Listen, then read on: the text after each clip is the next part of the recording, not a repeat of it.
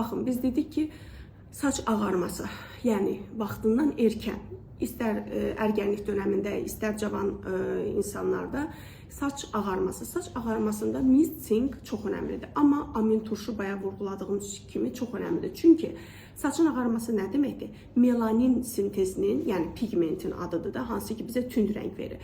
Melanin pigmentinin sintezinin pozulması. Bunun üçün mist-sink və tirazin adlı amin turşu çox önəmlidir. Eləcə də dəridə, yəni pigmentasiyası pozulmuş sahələri görürük, tamam mı?